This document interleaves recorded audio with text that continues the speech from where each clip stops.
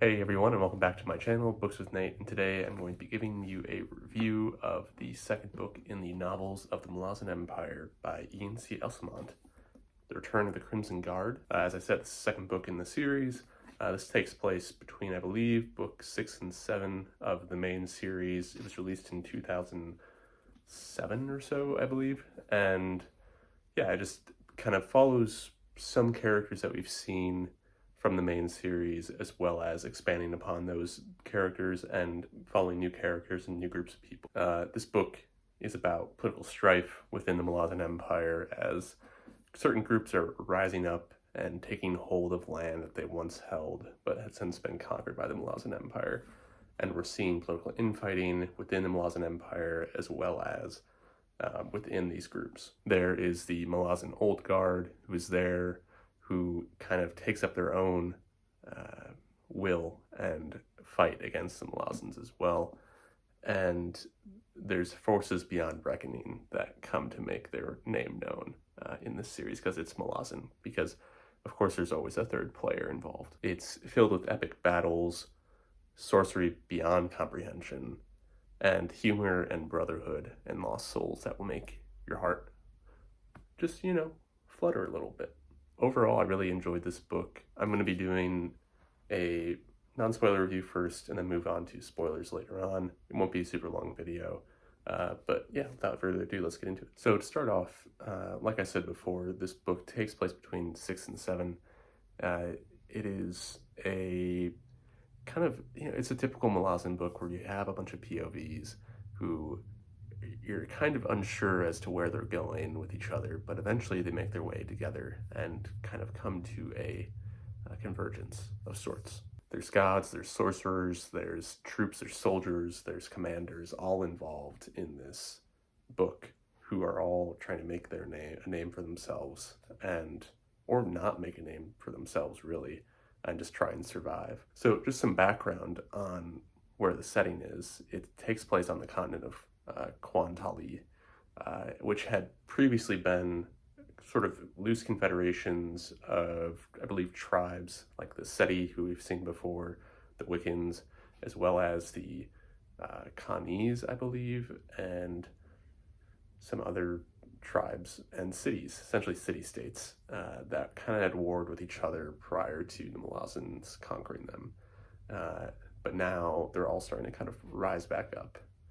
And so we see these political players come into the foreground, essentially, as the Malazan Empire is starting to weaken, or just their army is getting weaker, and the control over these people is getting to be less and less. I think overall, Esslemont, my thoughts on him so far is that he's starting to get there a bit more in terms of his writing. Obviously, this book was released 15 or what is it now, 18 years ago or something. Jesus Christ. 18 years ago. And I know he's written more and people really like his later books, but you can start to see an improvement in his writing from this first book, Knight of Knives. I think his prose isn't really there yet. Maybe it will get better. His character work is starting to improve, I think. However, the plotting is not, it doesn't become really at all apparent until the end.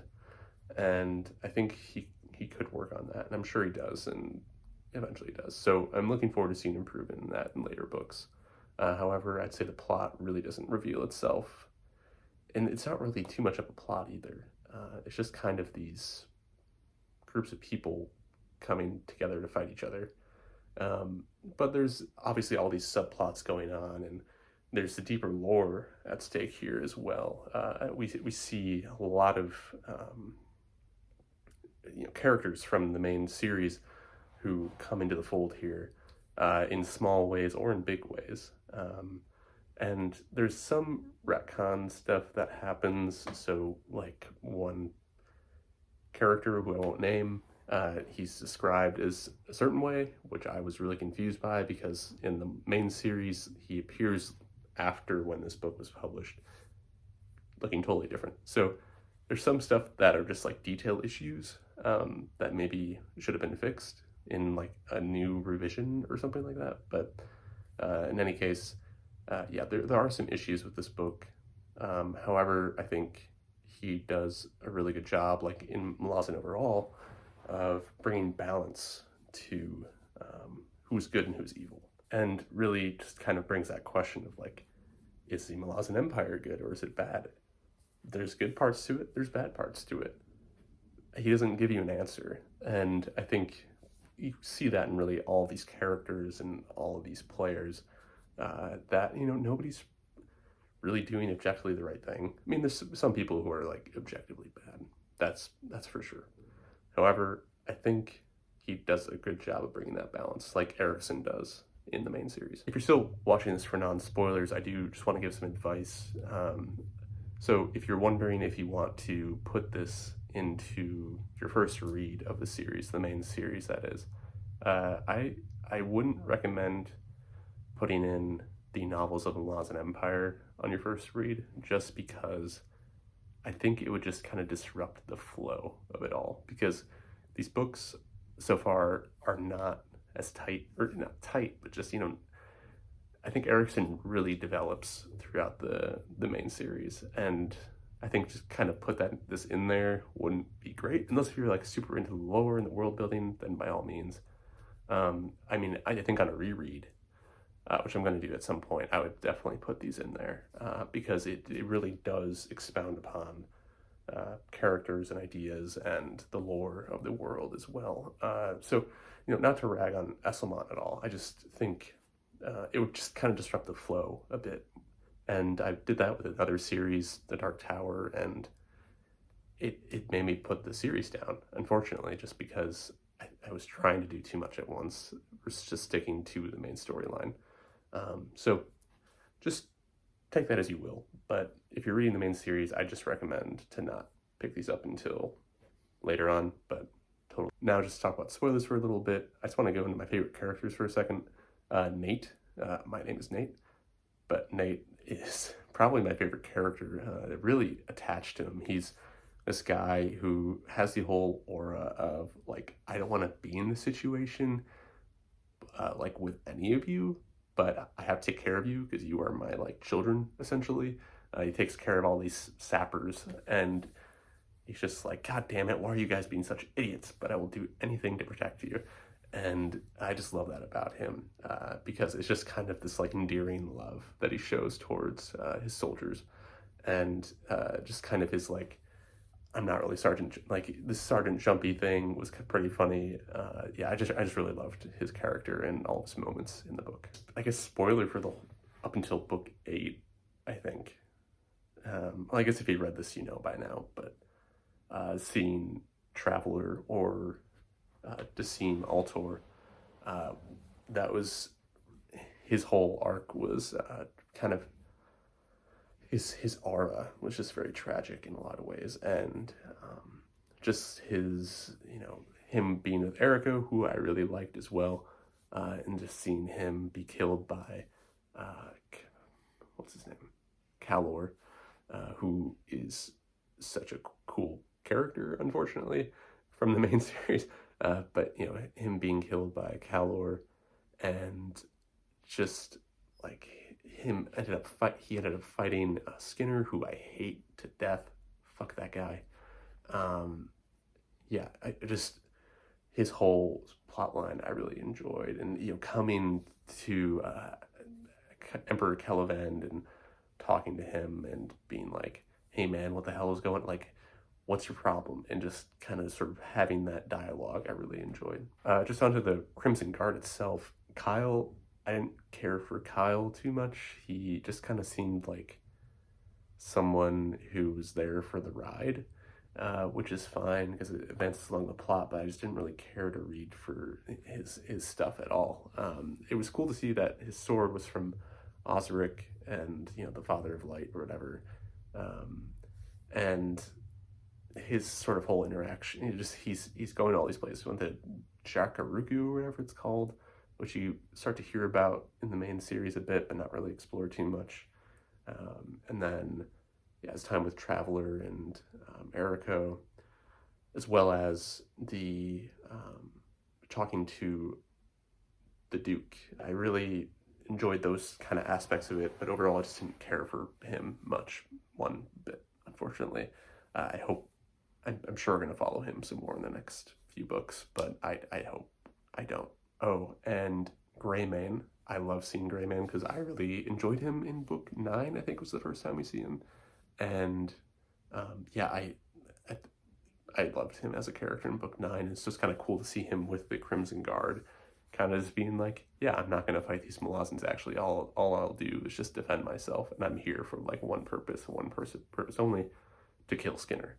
And he gets his chance, but he ends up failing, and now he's off to do some bullshit with Kyle. Pearl's whole plot with defending the city, and she's trying to then defeat Ryalandis, I think is the name. Yeah, I kind of liked it. I think I liked her character. She was trying to take care of her squad and her people, but ends up kind of failing in some ways. I think the end fight with Braventooth, again, cool to see Braventooth, and the other like generals in Old Guard and stuff like that, and seeing a lot of them get killed by this beast, Rylandis, or whatever his name was.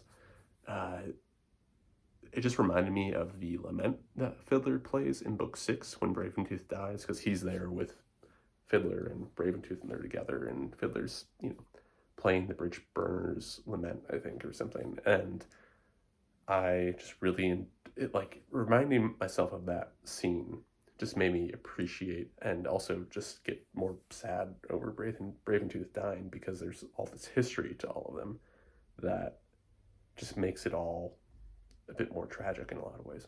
And there's obviously Traveler on the battlefield as well,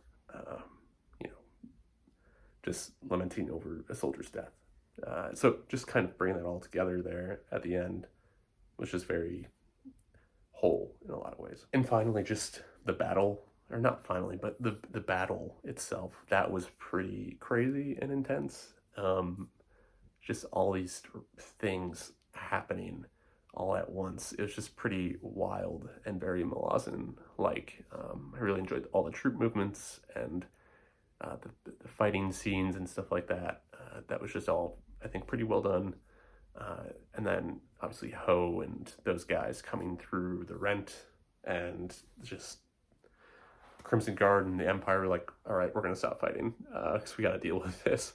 And then eventually they kind of wander off and do their own thing, the Crimson Guard. It was also good to see Empress Lysine's character a bit more, and just understanding her a bit more, because I feel like in the main series, she's just kind of distant, and you kind of get this very negative feeling about her.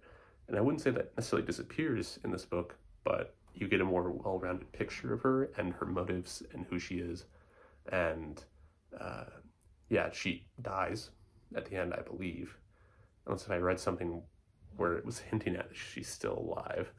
But I believe she dies, and that was just kind of came out of nowhere. But yeah, it was good to kind of get her perspective on a lot of things. We don't see a POV, but we get the POVs that are with her that are kind of, in a Malazan way, just kind of, getting that third person perspective of Lysine, which I like. So before I ramble on for too much longer, I just want to kind of give my final thoughts. I did really enjoy this book.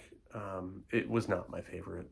I enjoyed a lot of moments in it. I think the plot was kind of just all over the place and wasn't really concise in a way. It just felt loose. There's kind of all these fragments, but eventually it started to come together at the end. The characters I enjoyed for the most part.